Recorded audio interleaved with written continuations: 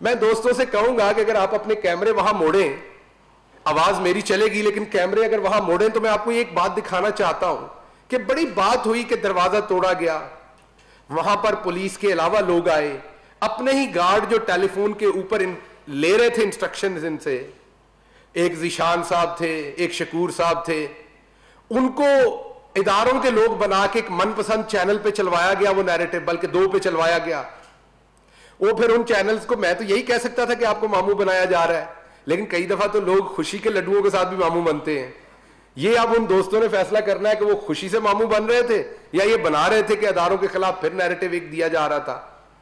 آج میں آپ کو ایک اور چیز دکھاتا ہوں جو انفارچونیٹلی ہم نے فوکس نہیں کی اس دن کی.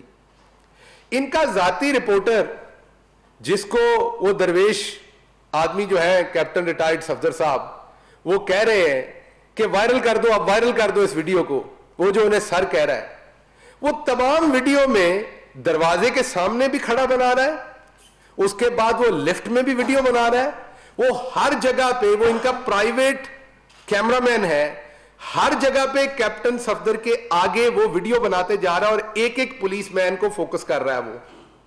اور وہی ہے جس نے آخر پہ گاڑی کے قریب بھی وہ ویڈیو جو ہے وہ بنائی, وہ میں آپ کو بھی دکھاتا ہوں.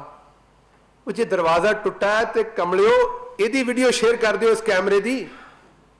یہ کیا ادھر آپ نے لے کے جانے جہاں لندن کے فلیٹ ہے صرف وہاں چلانی ہے؟ یہ ویڈیو دے نا پہلے دن لوگوں کو. آپ کے پاس تو ویڈیو اب CCTV پہ کیوں ہے؟ آپ کے پاس تو اپنی ویڈیو ہے.